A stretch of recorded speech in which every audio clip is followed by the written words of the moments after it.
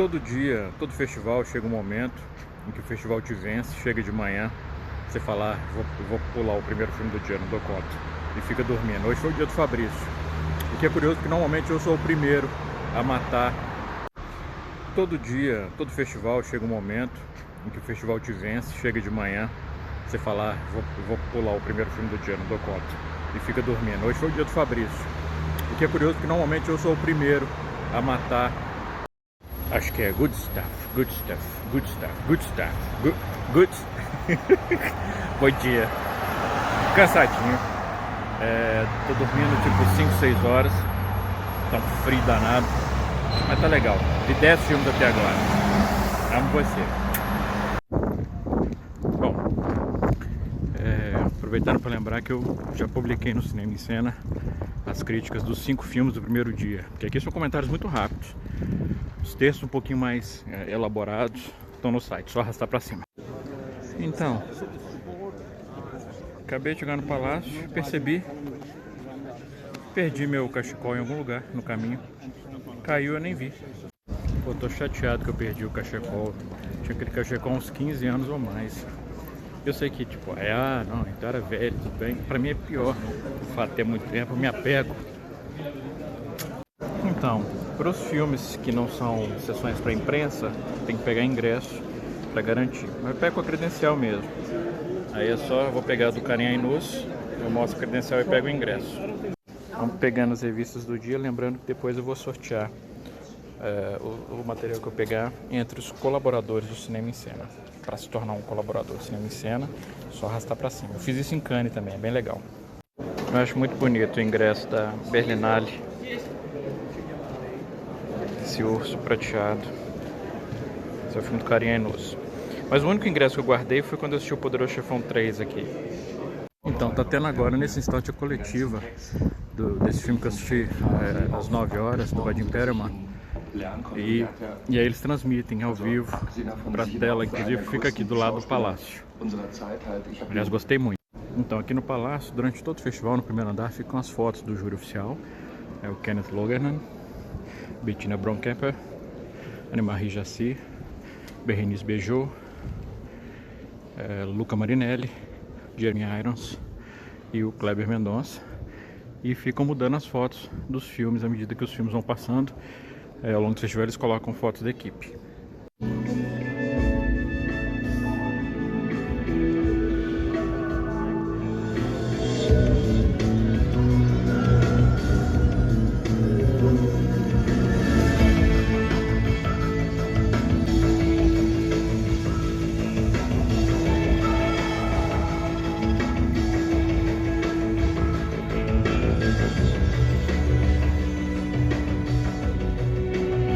Adoro essa vinheta do festival, é sempre a mesma, todo ano. Muda, claro, só o número da edição. Que a minha cunhada querida, que eu amo, a Francesca, me perdoe, mas não tem ninguém mais chato do que os críticos italianos. Eles falam durante o filme inteiro, são aborrecidos, arrogantes, vaiam, enfim. E tem um em particular, que eu não vou citar o nome dele, mas eu tive uma briga com ele, quem me acompanha nos outros festivais deve lembrar, eu tive uma briga com ele em 2017, aqui em Berlim, quando ele sentou do meu lado e viu que eu era brasileiro, que eu estava escrevendo, e veio falar do golpe, e falando que não era golpe coisíssima nenhuma, e não sei o que, e insistindo em falar, até que eu falei com ele que se ele não calasse a boca eu ia quebrar o nariz dele. O Fabrício, meu amigo e marido de festival, lembra disso. E esse mesmo cara, pra começar, todo mundo detesta esse cara.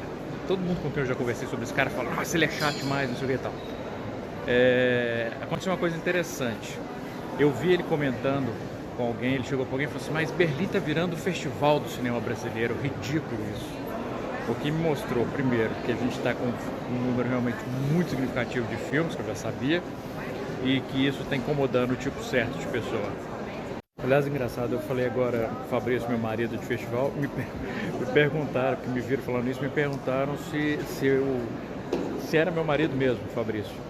O Fabrício é um dos meus amigos mais queridos e com quem eu sempre divido quarto e apartamento em festivais. Por isso que ele é meu marido de festival.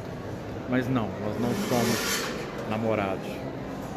Um dia, quem sabe, né, Fabrício? Bom, até agora eu vi 3 filmes hoje. O primeiro foi um filme do Vadim Perelman chamado Prussian Lessons, que é baseado numa história real de um cara durante a Segunda Guerra, de um judeu que ele para poder escapar da morte num campo de concentração, ele diz que é persa. E um comandante do campo de concentração está justamente precisando de um persa para ensinar a farsi para ele.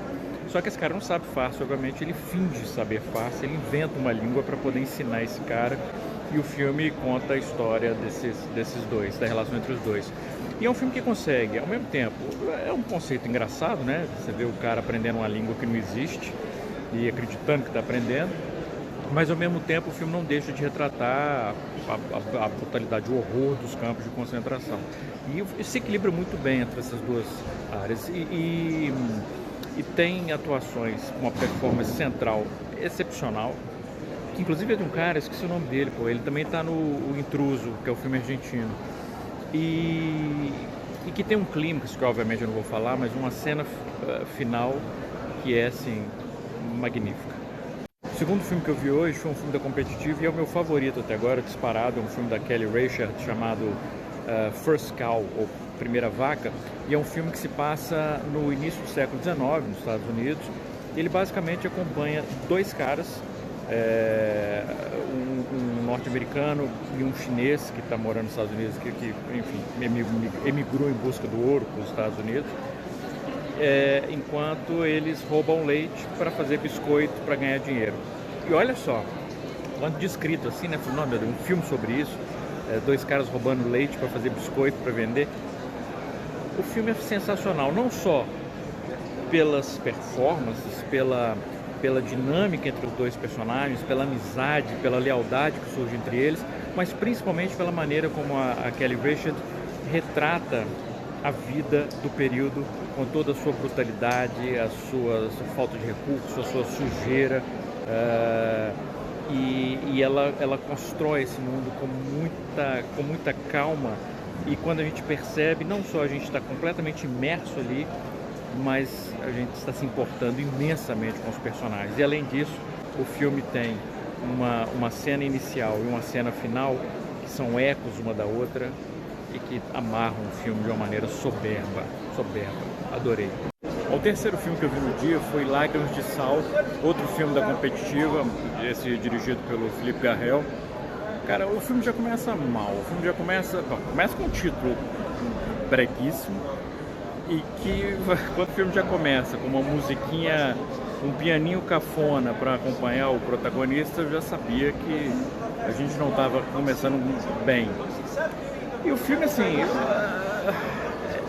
é um filme tão datado, e ele é datado não só no sentido formal mesmo, dos fade-outs constantes para indicar a elipse, até de uma narração que tenta dar um quê de literário a um negócio que fica mais cafona ainda, além de redundante.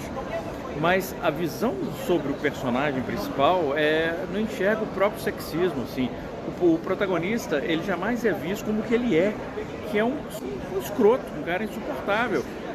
Ele é visto com simpatia pelo roteiro, como um cara que simplesmente não encontrou o amor verdadeiro, sendo que ele sacaneia todas as mulheres que ele encontra. E o pai também, assim. Eu acho que esse filme tem uma fotografia bonita, tem momentos, mas não dá. Estou tentando gravar, mas lembra aquele crítico que eu falei mais cedo? Tá aqui parado do meu lado, batendo louco com outro cara que tá com a cara entediada e ele não deixa o cara embora, só falando. Chato pra caralho. E o quarto filme que eu vi no dia, ainda tem mais um pra ver, é um filme australiano chamado High Ground, que conta uma história real que passou no início do século XX na Austrália, envolvendo um massacre de aborígenes.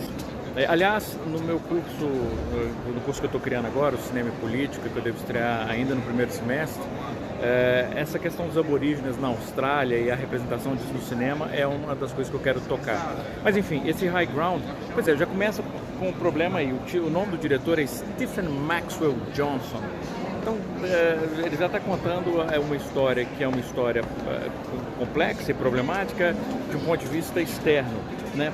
É bem intencionado, mas é um ponto de vista externo. E a gente vê isso no filme, o problema.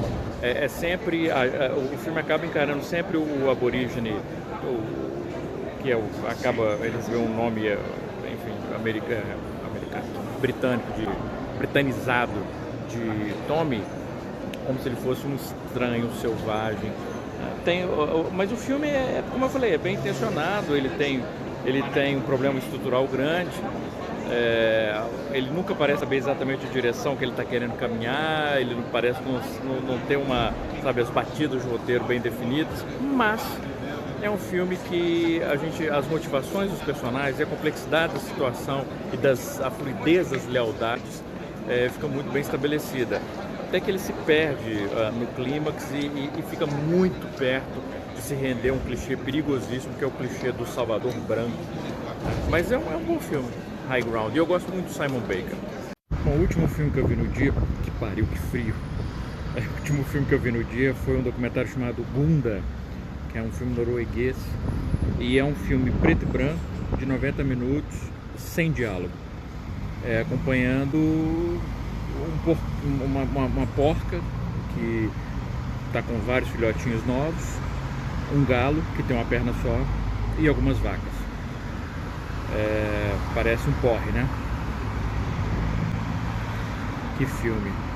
A fotografia do filme é absolutamente deslumbrante. Eu não sei como é que eles conseguiram isso, o nível de paciência que eles têm que ter tido. Tem planos maravilhosos dentro da pocilga, que a câmera circula os porquinhos e a porca quando eles estão aumentando e tal, que eu não sei como é que eles fizeram isso. Uma fotografia, uma luz linda, outra com uma luz, eles debaixo de uma árvore, o sol batendo, nossa, é lindo demais.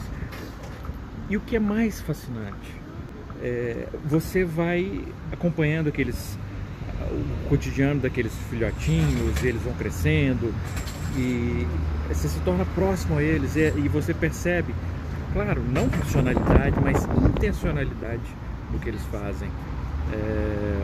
E isso faz diferença, porque a gente enxerga ali que são seres vivos, seres humanos.